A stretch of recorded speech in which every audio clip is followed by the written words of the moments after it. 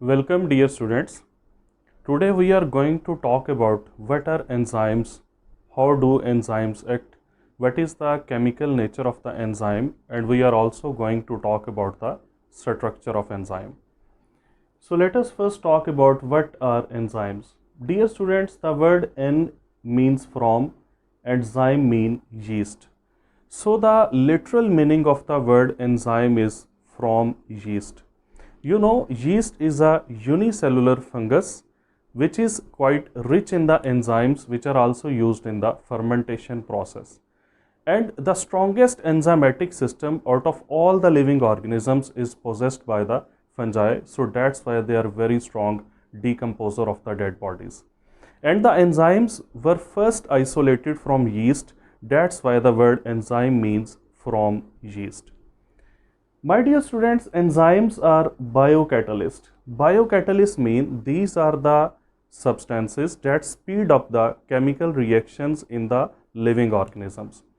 Without enzymes, the reactions in the living organism will be too slow for life to be possible.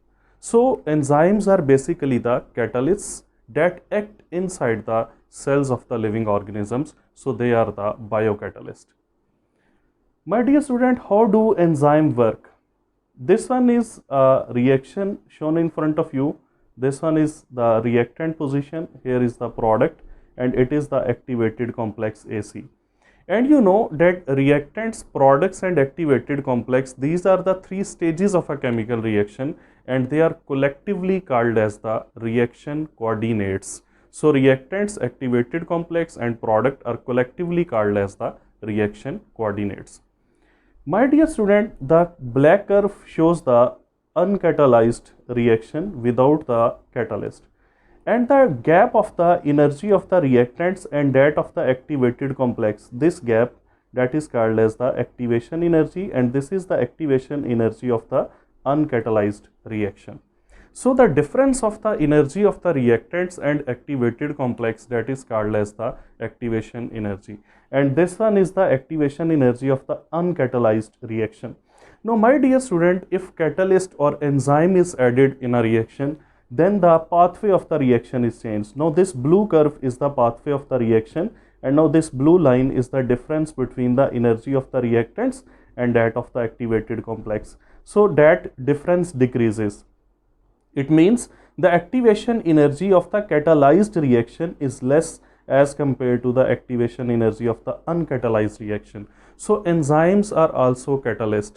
They simply decrease the activation energy of a reaction, and as activation energy is inversely proportional to the rate of reaction, so decrease in activation energy increases the rate of reaction. And enzyme decrease activation energy, they give reaction an alternate pathway, a different pathway. This black curve is uncatalyzed reaction and blue curve is the catalyzed reaction. So the pathway of the catalyzed and uncatalyzed reaction, that is different from each other. So this is the mode of action of the enzymes. Now what is the chemical nature of the enzyme? Enzymes are globular proteins. They are three-dimensional proteins actually. And my dear student, apoenzyme is the pure protein enzyme. Apoenzyme is actually the protein part of the enzyme and it is an inactive form of the enzyme. And my dear student, when this inactive form combines with the non-protein part, which is called as cofactor, then active form of the enzyme is produced, that is called as the holoenzyme. So apoenzyme is the protein part of the enzyme, cofactor is the non-protein part of the enzyme, and holoenzyme is a complete active form of an enzyme that consists of a protein part and a non-protein part. Now my dear students, cofactor, which is the non-protein form, it acts as a bridge between substrate and enzyme. Substrate is a molecule on which enzyme acts. And my dear student, the cofactor may be of three types, either activator. Activator is any inorganic ion that acts as a cofactor. For example, zinc plus 2.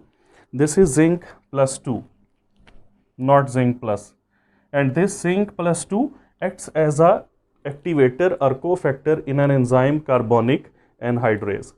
Similarly, the cofactor may be in the form of the prosthetic group, which is covalently bonded to the protein part of the enzyme, and it is not, or it cannot be detached.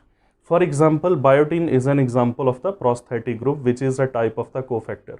And last one, coenzyme. Coenzyme may be a vitamin or any derivative of the vitamin, for example, acetyl coenzyme A. So, my dear students, there are three types of the cofactors in front of you. A cofactor may be in the form of activator, it may be in the form of prosthetic group, or in the form of coenzyme. But keep in mind that activator and coenzyme, they are detachable type of the cofactor as compared to the prosthetic group, which is covalently bonded to the protein part of the enzyme and it cannot be detached. Now, my dear students, what's about the structure of enzyme? You must know the ABC of the enzyme. What does it mean, ABC of the enzyme? My dear student, A stands for active site, B stands for binding site, and C stands for catalytic site. So this one is the ABC of the enzyme. When we look at the structure of the enzyme, enzyme is a globular protein and enzyme actually consists of the large number of the amino acids. And dear students, keep this thing in your mind that most of the amino acid of the enzyme, they maintain the structure or proper shape of the enzyme, and very few amino acid, they are responsible for the catalytic activity of the enzyme. And this active site is actually the portion of the enzyme to which the substrate attaches. And this active site has further two sites in it. One is the binding site that recognizes a proper substrate or specific substrate, and catalytic site. This catalytic site converts the substrate into the product. So active site is the part with which substrate attaches, and this active site consists of further two sites, binding site and catalytic site. My dear student, this one is an enzyme in which this portion is shown with the active site, and that is the part where the substrate will attach with the enzyme, and this active site will consist of two more sites, binding site which recognizes the specific substrate and catalytic site which converts the substrate into the product. Dear students, this one is a simple diagram that how an enzymatic action takes place. Substrate attaches to the enzyme at the portion which is the active site, and ES complex, enzyme substrate complex, is formed. This is highly unstable, so enzyme detaches unchanged and the substrate is changed to the products. So enzyme is a catalyst, it will regenerate at the end of the reaction, and keep in mind that enzymes are not used in any reaction, just like the normal case of the catalyst, in which the catalyst, if that is used during the reaction, that regenerates at the end of the reaction. Same is the case with the enzymes. Enzymes are also catalysts, but they only work inside the living bodies or living organisms. So this one is a simple representation how an enzyme converts substrate into the products. So this was all about what are enzyme, how do enzymes act, chemical composition and the structure of the enzyme. In the next lecture, we will come up with the characteristics of the enzyme. Till then, take care.